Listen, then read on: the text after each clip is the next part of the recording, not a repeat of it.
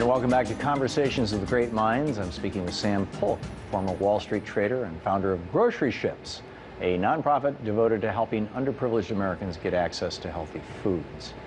Sam, welcome back. Thank you. Thanks for having me. You left Wall Street. You left the $1 million+ a year gig, and did what? Well, really, I just went through withdrawal for a while. I mean, I had no idea what I was going to do. And that was sort of the most terrifying thing of it all. I mean, now in retrospect, it sort of looks like this narrative of the guy that leaves Wall Street to start a nonprofit.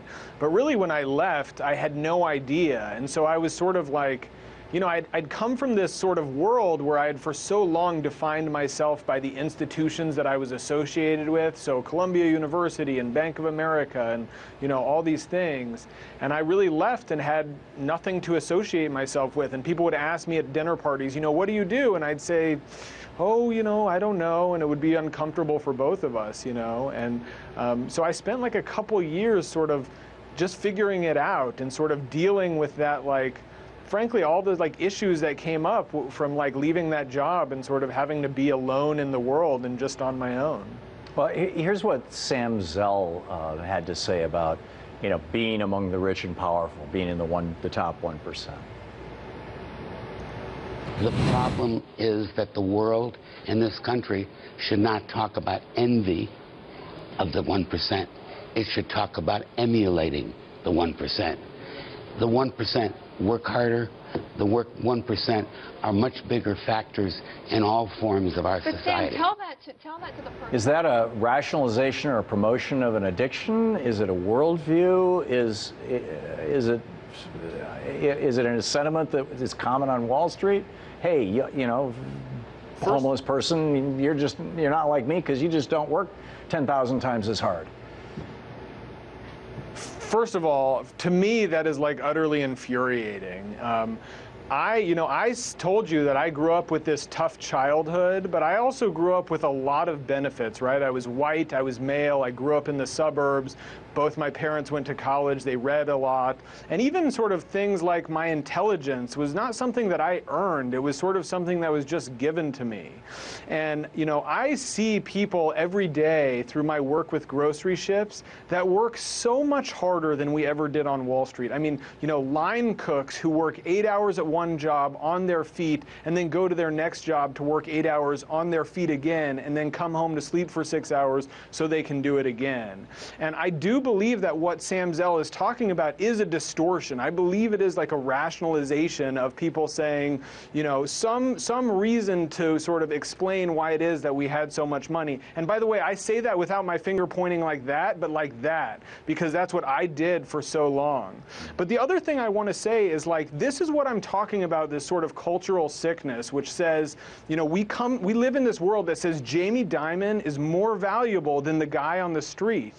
And I have come to believe that that is not true. And so that's what I do with Grocery Ships, which is not, you know, I'm going to save these people or I'm going to teach them how to eat vegetables or anything like that, but instead is saying, like, health is important. And there are people like me who had a tremendous amount of advantages in our lives. And I believe that those advantages come with a certain responsibility. And that responsibility simply means treating people who didn't have that same advantages with the same sort of care and consideration that we would treat our own children. And somewhere along the way, you know, Wall Street traders are always saying, I'm doing this for my kids, or I'm doing this to give my kids a better life. And somewhere along the way, we came to believe that our kids were more important than somebody else's kids. And so I've just come to believe that that's not true. Grocery Ships, you mentioned this nonprofit organization that you're involved with. I read that you started this as a consequence of you and your wife watching Knives Over Forks, or Forks Over Knives, or whatever that movie about basically, you know, changing your diet, radically changing your diet and starting to eat healthy in order to change your life. Yeah, we were watching the movie and my wife burst into tears, and it was a documentary about, plant-based eating. So it wasn't usually something that you would cry over, but she did because she has had high cholesterol all her life. She's been on Lipitor all her life, and we were about to try to start getting pregnant, and so she knew that she had to go off Lipitor, but she was afraid that her cholesterol would spike. And we watched this movie that was about plant-based eating and how you could sort of arrest all these sort of Western problems by simply eating a lot of plants and no meat and dairy. And so we did that, and all of a sudden, like, things changed for us. I lost a lot of weight. Her cholesterol numbers plummeted. And that was sort of the beginning of us sort of like coming to understand the power of that type of eating. But it wasn't really actually until we saw another documentary, which was about hunger in America, that we really started to say, oh, we've both struggled with eating our whole lives. And, and it's been hard even in Westwood, where we, have all these organic grocery stores and we can get big green juices. And we saw this movie about hunger in America, and hunger, as you know, in America often looks like obesity because people skip one meal and then they have KFC the next. And so when we saw that there were sort of like people that were no doubt struggling with food in the same way that we were, except a million times worse, we said, okay, we want to do something about that. And what did you do? We started this program that the genesis of the idea was to say, okay, well, if a family's struggling with food and with hunger and obesity, let's put healthy groceries on their table, right? But that actually comes with a huge can of worms because, you put fruit and vegetables on somebody's table and they're just like all of us, which we know that we're supposed to eat more fruits and vegetables, but we don't. And there's, I believe an almost infinite number of reasons that people don't, right? Some of it is like sort of simple skills like nutrition education and the fact that we live in a world where people don't have enough time and they don't spend time in the kitchen and they didn't grow up in a family where their moms were cooking, so they didn't learn how to cook and prepare food. And all those sort of like practical skills. And so we teach that as part of grocery ships. But there's a whole nother Pandora's box that has to do with obesity. And that's sort of like the spiritual emotional side, which says, and by the way, I speak of this myself because I know it. Like, I grew up a heavy kid in an obese family, and I definitely overeat to stuff down emotions. And I definitely overeat and became fat because, I had low self-worth and all these things, these sort of like, and I eat when I'm stressed. And if you think about the lives of people generally in poverty, like their stress levels are so high and the depression rates are so high that the idea of saying, oh, okay, here's fruits and vegetables, problem solved, is sort of like laughable. And I'm not saying people are doing that. But we create this sort of comprehensive program so that families go through a 6-month program that teaches them all these things, but also gives them an incredible amount of emotional support for what is a really, really scary change. In a way, it sounds like what you're doing is you're walking people through a detox and the breaking of an addiction to sugar, fat, and salt. Basically, the junk food chemicals that people actually do get addicted to, and walking them into a different life, much like you did with money.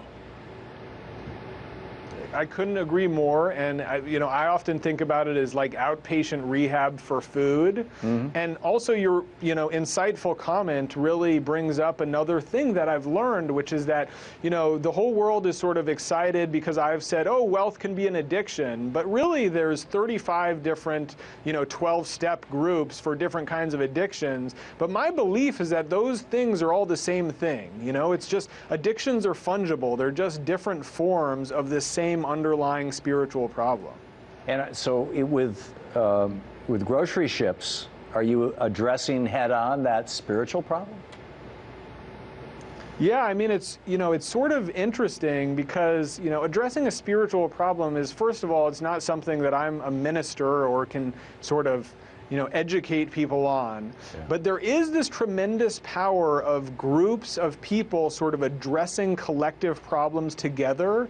And so in grocery ships, the first hour of every weekly meeting is focused on practical skills, but the second hour is really focused on like emotional and spiritual support. So we'll introduce a topic, whether it's like your family's food history or belief systems about food, or whether you're honoring yourself with the way that you eat.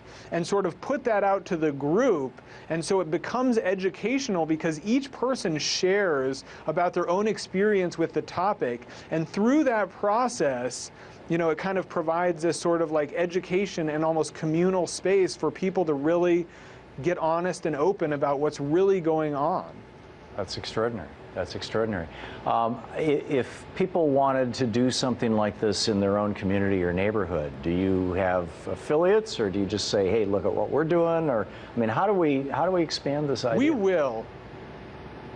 First of all, we are just young right now, and so we only have 3 pilot programs in Los Angeles, and so we're waiting to see whether it works. At the same time, we are designing the program to be scalable, so hopefully someday in the future, we can send, you know, we've gotten requests from all over America and even all over Europe and Asia, and, you know, people saying, "Hey, can we have this program?" And we'll hopefully have something that we can send out, but it's not ready yet. Well, it's a great start. In the little more than a minute we have left, how do you fund something like this? You know, you fund something by, like, what we're trying to do is a model like Charity Water, where we have, you know, some big sort of institutions that fund the administrative costs with it. But what we really want to do is connect to as many people as possible and say, look, you know, you may have just $25 that you can give.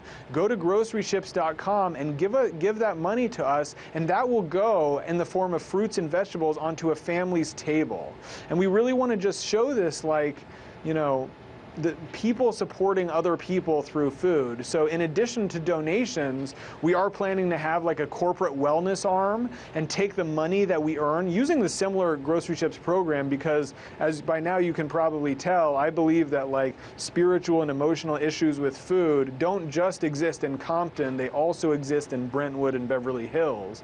And so we'll want to have money flowing in from those corporate wellness programs that then gets funneled to the areas in South Los Angeles or the Bronx or the areas where there's low income, and those families can then receive the food that other people have given as their extras effectively. Yeah, that's extraordinary. And people can learn all about it, read all about it over at Grocery Ships.